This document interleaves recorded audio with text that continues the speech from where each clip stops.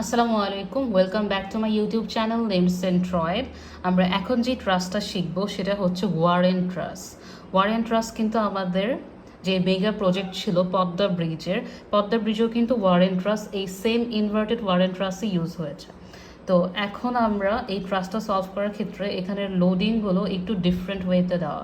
আগের সবগুলো ট্রাস্টে কিন্তু লোডিংটা জয়েন্টে ছিল, আর ট্রাসের মধ্যে অলওয়েজ জয়েন্টেই লোডিং থাকে, কিন্তু এখানে কিন্তু একটা ইউডিএল দেওয়া আছে, আর এই ইউডিএলটা যার উপর আছে এটা হচ্ছে ডেক, ব্রিজের ডেক। তো এখানে এই ডেকের নিচে যে আই পোর্শনগুলো আয়ের মতো দেখতে, এগুলো হচ্ছে ফ্লোর বিম। ডেক থেকে এই লোডগুলো ফ্লোর বিমে যাবে, তারপর ফ্লোর বিম থেকে এই ট্রাসের জয়েন্টে থাকবে। দেখো সবগুলো ফ্লোর বিমই কিন্তু এই ট্রাসের জয়েন্টে দেওয়া আছে। তো এই লোডগুলো কিভাবে ট্রাসে আসবে, এখানের যে ইউডিএলটা আছে ইউডিএলের হাফ পোর্শন এই আই বিমে যাবে, আবার এখানের হাফ পোর্শন আই বিমে যাবে। বলতে গেলে এই অর্ধেকটুকু ইউডিএল এটাতে আসবে, আবার এই অর্ধেক থেকে এই অর্ধেক এই লোডটুকু এই ফ্লোর বিমে আসবে। তো এটা যদি আমরা দেখি, এখানে ডিস্টেন্সটা দেওয়া আছে 8 at 2 মিটার, মানে স্মল পোর্শনগুলো সবগুলো 2 মিটার করে। তাহলে এখানের যে লোডটা, এই লোডটা আসলে আসবে 15 × 2, এটা আসবে 30।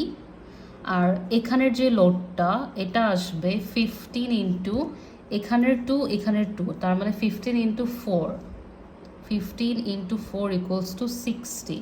এখানেও সেম, এটাও 60 আসবে, এখানেও 60 আসবে, আর এখানে আসবে আবার 30। এভাবে ফার্স্ট আমাদেরকে ডেক থেকে লোডগুলো এই জয়েন্টে নেওয়া লাগবে। তারপর আমাদের শুধু ট্রাস নিয়ে আমরা অ্যানালাইসিস করব।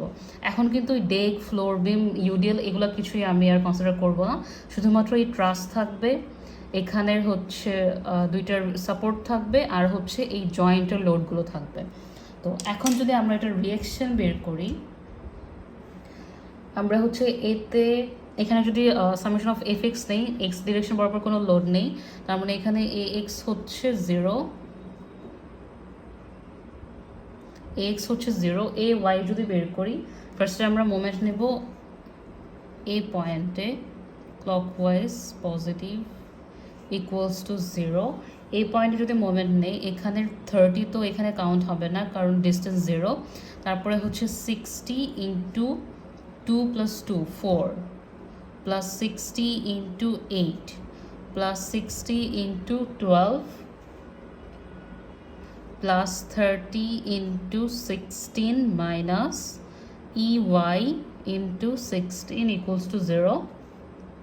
এটা যদি সলভ করি, EY চলে আসবে 120 কিলোনিউটন, আর সামেশন এফ ওয়াই করলে AY চলে আসবে 120 কিলোনিউটন। সো এইভাবে আমরা ফার্স্টে রিয়াকশনগুলো বের করলাম। এখন আমাদের এখানে যে বারগুলোর মেম্বারগুলোর ফোর্স বের করতে হবে, এগুলো হচ্ছে সিডি, সিএইচ আর হচ্ছে জিএইচ। তো এগুলো যদি আমরা বের করতে চাই, জাস্ট এই বরাবর যদি একটা সেকশন কাটি, এই বরাবর একটা সেকশন নিলেই কিন্তু আমাদের 3টা ফোর্সে বের হয়ে যাবে। তো এখান থেকে এই সেকশনটা যদি নেই, এটা আমাদের এমন একটা সেকশন আসবে, আর এখানে লোডিংগুলো হবে এরকম। এখানে একটা 30, এই ব্রিজের ডেক, ফ্লোর বিম, ইউডিএল এগুলো কিন্তু এখন আর আসবে না, শুধু ট্রাস আসবে, আর ট্রাসের জয়েন্টে যে লোডগুলো আমরা ট্রান্সফার করে দিয়েছি শুধু সেগুলো আসবে। তারপর এখানে 60, এখানেও 60, আর এখানে একটা সাপোর্ট রিঅ্যাকশন আছে যেটা হচ্ছে 120। আর কোনো লোডিং নেই।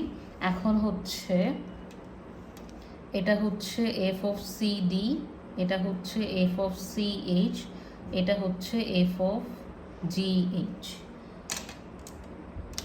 এখন যদি আমরা এখানে মোমেন্ট নেই,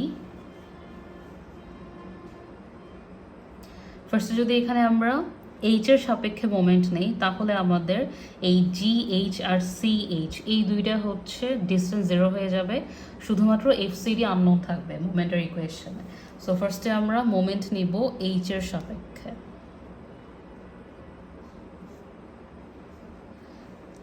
সো এইচের সাপেক্ষে যদি মোমেন্ট নেই, এখানে কি কি আসবে, -60 ইন্টু এই ডিস্টেন্সগুলো অনেক খেয়াল রাখতে হবে যে ডিস্টেন্সটা কত। এইচ পয়েন্ট হচ্ছে এটা, আর এইচ থেকে এই 60 যে ডিস্টেন্সটা এটা কিন্তু অনলি 2 মিটার। তো এটা হচ্ছে 2 -60 ইন্টু বি থেকে এইচের ডিস্টেন্স হচ্ছে 2 + 2 + 2 6 মিটার, -30 ইন্টু 10 প্লাস 120 ইন্টু 10, আর এফসিডি এটা হচ্ছে ক্লকওয়াইজ দিচ্ছে, প্লাস এফসিডি ইন্টু এই ডিস্টেন্সটা হচ্ছে 2 = 0। এটা যদি সলভ করি এফসিডি চলে আসবে -210 কিলোনিউটন। সো এটা কম্প্রেশন।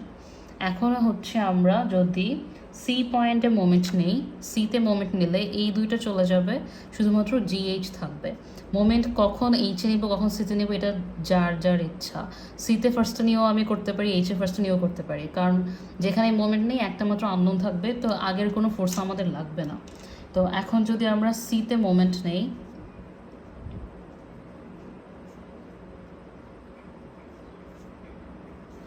সিতে মোমেন্ট নিলে আমাদের এফসিডি এফসিএইচ থাকবে না, প্লাস এই 60 এই লোডটাও থাকবে না। So -60 into 4 -30 into 8 plus 120 into 8 minus F of G H into 2 = 0। এটা যদি সলভ করি এফ অফ জি এইচের ভ্যালু চলে আসবে 240 কিলোনিউটন। এটা হচ্ছে টেনশন। সিডি ছিল আমাদের টপ কর্ড, এটা কম্প্রেশনে ছিল, আর বটম কিন্তু আমাদের টেনশনে আসছে। এরকম টপ কর্ড কম্প্রেশন হলে বটম কর্ড টেনশনে থাকবে। তারপর আমাদের শুধু ডায়াগোনাল কর্ডটা বাকি, যেটা হচ্ছে এফ সি এইচ বাকি। সো এটার জন্য আমরা মোমেন্ট নিব, যেখানে মোমেন্ট নেই আমাদের আরেকটা ভ্যালু তো জানা আছে, তো সমস্যা নাই, বা এখানে আমরা সামেশন এফ এক্স বা সামেশন এফ ওয়াই যে কোনো একটা নিয়েও করতে পারি। সো এখানে যদি আমরা সামেশন এফ ওয়াই নিই, এফ ওয়াইয়ের ক্ষেত্রে কী আসবে, এফ ওয়াই নিলে আমাদের লোড বেশি আসবে, 60 60 30 120 অনেকগুলো লোড আসবে। আর যদি সামেশন এফ এক্স নেই তাহলে আমাদের সিডি আসবে, জিএইচ আসবে, আর সিএইচ আসবে, 3টা লোড আসবে। তো আমরা যদি সামেশন এফ এক্স নেই, এখানে এফ অফ জিএইচ এর ভ্যালু হচ্ছে 240, এফ অফ সিডি হচ্ছে -210, আর এফ সিএইচ এর যদি আমি স্লোপটা দেখি এটা হচ্ছে সিএইচ, এখানের এই ডিস্টেন্সটা হচ্ছে 2 মিটার, আবার এই ডিস্টেন্সটুকুও 2 মিটার, তার মানে এটা 45 ডিগ্রি অ্যাঙ্গেলে আছে। তো এখানে আমরা plus F of CH into cos 45 দিলেই হয়ে যাবে, cos 45 ডিগ্রি = 0। তো এটা যদি সলভ করি এফ সি এইচ এর ভ্যালু চলে আসবে -42.43 কিলোনিউটন। সো এটা হচ্ছে কম্প্রেশন। এভাবে অনেক ইজিলি ওয়ার অ্যান্ড ট্রাস আমরা সলভ করতে পারি। আর এক্ষেত্রে শুধুমাত্র 3টা টাইপেরই chord, bottom chord, top chord, আর হচ্ছে ডায়াগোনাল কর্ড বা ভার্টিক্যাল কর্ড সহ ওয়ার অ্যান্ড ট্রাসও থাকে, সেগুলো আমরা ইজিলি বের করতে পারবো। Thanks for watching.